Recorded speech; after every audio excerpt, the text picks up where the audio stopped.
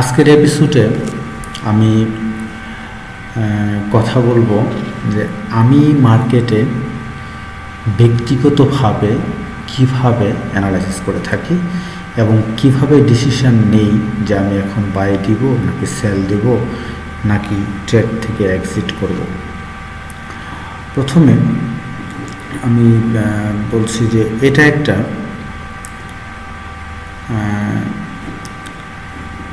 D1 daily একটা chart. আমি সবসময় ডেইলি চার্ট থেকে এন্ট্রি নেওয়ার চেষ্টা করি। ডেইলি বা H4 এর নিচে নর্মালি আমি খুব বেশি একটা এন্ট্রি নেই না। এই ডেইলি চার্টে প্রথমে আমি চেষ্টা করি হরাইজন্টাল সাপোর্ট এবং রেজিস্ট্যান্সটা কোথায় সেটা নির্ণয় করার জন্য। তো এটার জন্যে আমার একটা ফেভারিট ইন্ডিকেটর আছে। সেই ইন্ডিকেটরটা হচ্ছে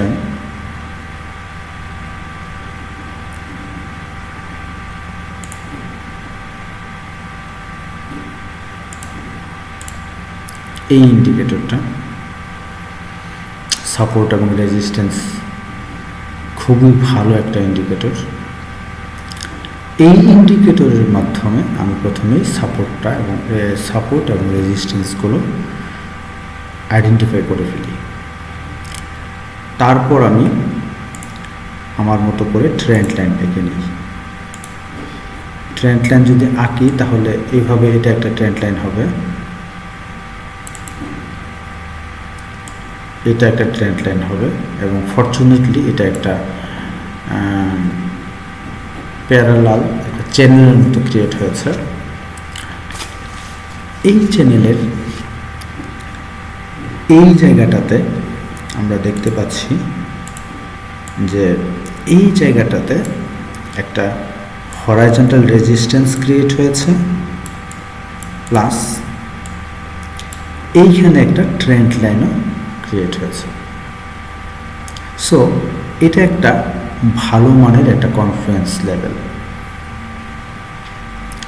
এই কনফ্লুয়েন্স লেভেল থেকে এখন যেহেতু সাপোর্ট রেজিস্ট্যান্স, এখানে একটা সাপোর্ট রেজিস্ট্যান্স এরিয়া আছে এবং এই ট্রেন্ড লাইনটা একটা রেজিস্ট্যান্স হিসাবে কাজ করতেছে। সো এখন আমি ওয়েট করব যে এইখান থেকে কখন একটা বেয়ারিশ ক্যান্ডেল ক্রিয়েট করে এবং যখনই এখান থেকে আমি কোনো বেয়ারিশ ক্যান্ডেল এরকমভাবে পাবো যে এইভাবে নিচের দিকে নামা শুরু হয়েছে, অবশ্যই তখন আমি এইখানে একটা সেল দেওয়ার চেষ্টা করব।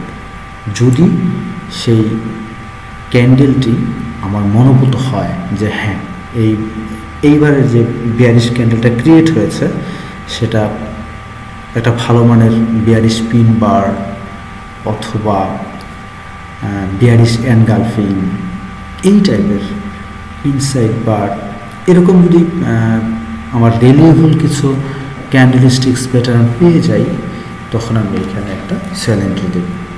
এই সেল এন্ট্রি দেওয়ার সবচেয়ে বড় সুবিধাটা হচ্ছে যেটার স্টপ লসটা খুবই কম হয়ে থাকে, যেহেতু এগুলো এক ধরনের রিভার্স ট্রেড। এই রিভার্স ট্রেডগুলোতে সবসময় স্টপ লসগুলো অনেক কম হয়ে থাকে, আর এই স্টপ লসের এগেনস্টে টিপিটা কিন্তু অনেক বেশি হয়ে থাকে। পরবর্তী সাপোর্ট পর্যন্ত আমরা টিপি নিয়ে চিন্তা করতে পারি।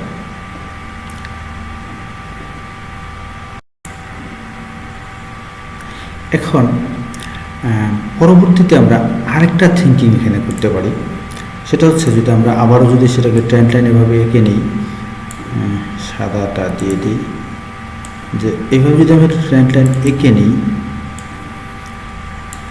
আবার এটাকে যদি এভাবে ধরি তাহলে এটা কিন্তু একটা বুলিশ ফ্ল্যাগ প্যাটার্ন ক্রিয়েট হয়েছে। আচ্ছা, এই বুলিশ ফ্ল্যাগ প্যাটার্ন যখন ক্রিয়েট হবে তখন নর্মালি আমরা কোনো সেল এন্ট্রি নিই না। সেই হিসাবে আমরা কিন্তু এখান থেকে সেল এন্ট্রি নিতে পারছি না বা নিব না। কিছু কিছু ট্রেডাররা আছে, আমি পার্সোনালি আসলে নেই না, কিন্তু আমি এখানে বাই কোনো নিচেতে যদি বাই এন্ট্রি থাকে তাহলে এই বাই এন্ট্রি এখানে আমি ক্লোজ করে দিই, কিন্তু নর্মালি আমি আসলে এখানে সেল এন্ট্রি নেই না। কেননা যে এটা তো একটা বুলিশ ফ্ল্যাগ, সো এই বুলিশ ফ্ল্যাগে যতক্ষণ পর্যন্ত বুলিশ ফ্ল্যাগটা ভ্যালিড হিসাবে কাজ করবে ততক্ষণ পর্যন্ত আমি বাই এন্ট্রি নেওয়ার খুব একটা সেল এন্ট্রি নেওয়ার খুব একটা ইন্টারেস্টেড থাকি না। তাহলে এখানে কি করব, আমি জাস্ট ওয়েট করব যে এইখান থেকে সেল এন্ট্রিটা এই পর্যন্ত আসুক, আসার পর এটা যেহেতু একটা সাপোর্ট এরিয়া, আবার এই ট্রেন্ড লাইনটাও এখানে একটা সাপোর্ট হিসেবে কাজ করতেছে। সো এইখান থেকে আমি ওয়েট করব যে এইখান থেকে আমি বাই এন্ট্রিগুলো নেব, আমি বাইয়ের জন্য ওয়েট করব। হ্যাঁ, মার্কেটের নিচে নামতেছে না, নো প্রবলেম, আমরা এইখানে হতে পারে, সেই সাপোর্টটা এখানে হয়ে যেতে পারে। তো মার্কেটে যখন এইখানে আসবে তখন আমি এইখান থেকে বা এইখান থেকে আমি যখন কোনো বাই কনফার্মেশন পাবো তখন আমি এখান থেকে বাই এন্ট্রি নেব পরবর্তী রেজিস্ট্যান্স পর্যন্ত। সো এখানে দুইভাবেই আমরা ট্রেড করতে পারতেছি। আমি পার্সোনালি বাই নিব এবং এইখানে এই মুহূর্তে আমি বাইগুলো ক্লোজ করে দেব এবং পরবর্তী বাইয়ের জন্য ওয়েট করব। আবার কিছু ট্রেডার আছেন যারা এখান থেকেই সেল নিতে পারবে বা নিয়ে থাকে। তো এইখান থেকে যদি আমাকে সেল নেওয়ার থিঙ্কিং করতেই হয় তাহলে আমাকে আরেকটু মোর কনফার্মেশনের জন্য আমাদের আমি বলবো H4 যাওয়ার জন্য, যে দেখি তাহলে H4 কি ঘটনাটা করতেছে যদি আমি সেল নিতেই চাই। তাহলে এটা হচ্ছে H4 এর চার্ট।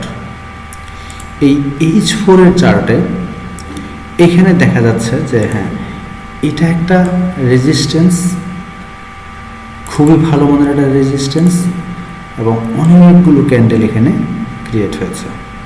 অর্থাৎ এই যে রেজিস্ট্যান্স এরিয়াটা, এই রেজিস্ট্যান্স এরিয়াটা ব্রেক করে কিন্তু আর উপরের দিকে উঠতে পারছে না।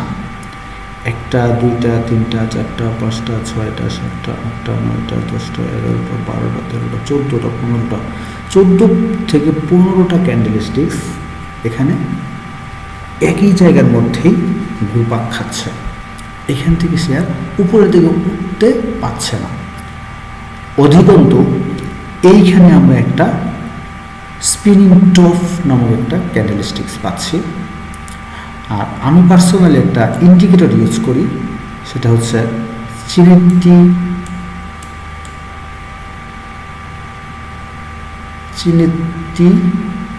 Pips collector. এই ইন্ডিকেটরটা আমি মাঝে মাঝে খুব মোর কনফার্মেশনের জন্য লোয়ার টাইম ফ্রেমে, স্পেশালি M30, H4, H1 বা আওয়ারলি, এই সমস্ত চার্টে আমি যখন যাই তখন আমি এই ইন্ডিকেটরটা থেকেও একটা কনফার্মেশন নিয়ে থাকি। এখন এইখানে অলরেডি একটা সেল অ্যারো ক্রিয়েট হয়েছে। এখন পরবর্তীতে যদি আমি দেখি যে এই লেভেলটা ক্রস করে এইখানে একটা ক্যান্ডেল চলে এসেছে, এই এরোটা হওয়ার পর পরবর্তী যে ক্যান্ডেলটা ক্রিয়েট হবে, এই ক্যান্ডেলটা যদি এই এরো যে ক্যান্ডেলে ক্রিয়েট হয়েছে এই ক্যান্ডেলের নিচে যখন প্রাইসটা চলে আসবে তখন আমি এখান থেকে একটা সেল আমি নেব। যেহেতু আমি D1 থেকে দেখেছি যে হ্যাঁ, এটা একটা ট্রেন্ড লাইন, একটা রেজিস্ট্যান্স হিসাবে কাজ করতেছে, ওইখানে একটা ভালো মানের রেজিস্ট্যান্স, হরাইজন্টাল রেজিস্ট্যান্স আছে। সো ওইখান থেকে আমি সিদ্ধান্ত নিয়েছি যে হ্যাঁ, সেল দেওয়া যায় কি না। সেল দেওয়ার পরিকল্পনা নিয়ে আমি কিন্তু H4-এ এসেছি। এখন H4-এ এসে দেখলাম যে একটা শক্তিশালী রেজিস্ট্যান্স এরিয়াতে 14 থেকে 15টা ক্যান্ডেলস্টিক্স ক্রিয়েট হয়েছে, যার কারণে মার্কেটটা উপরের দিকে আর উঠতে পারছে না। অধিকন্তু এইখানে একটা সেল অ্যারো ক্রিয়েট হয়েছে। এখন পরবর্তী ক্যান্ডেলটা যদি আমার এই বর্তমান যে ক্যান্ডেলে এরোটা ক্রিয়েট হয়েছে সেই ক্যান্ডেলটিকে ওভারটেক করে নিচের দিকে চলে যদি আসে তখন আমি এখানে একটা সেল এন্ট্রি নেব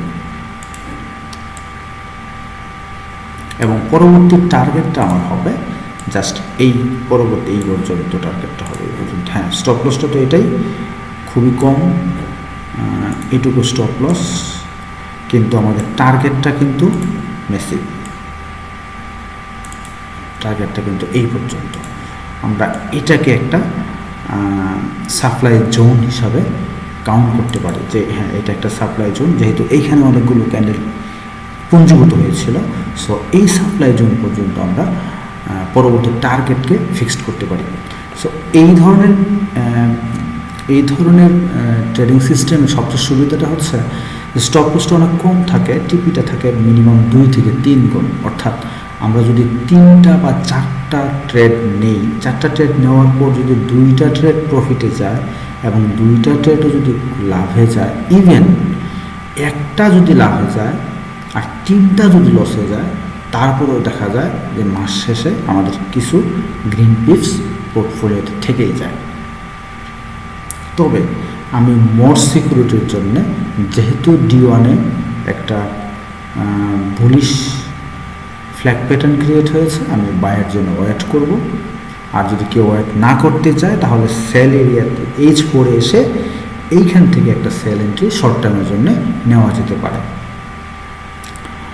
আশা করি আপনারা অবশ্যই আমার এই স্ট্র্যাটেজিটা বুঝতে পেরেছেন। আজকে এ পর্যন্তই। পরবর্তীতে অবশ্যই আমরা আবারও হাজির হব নতুন ভিন্ন আরেকটা ক্যান্ডেল ট্রেডিং সিস্টেম নিয়ে। আল্লাহ হাফেজ।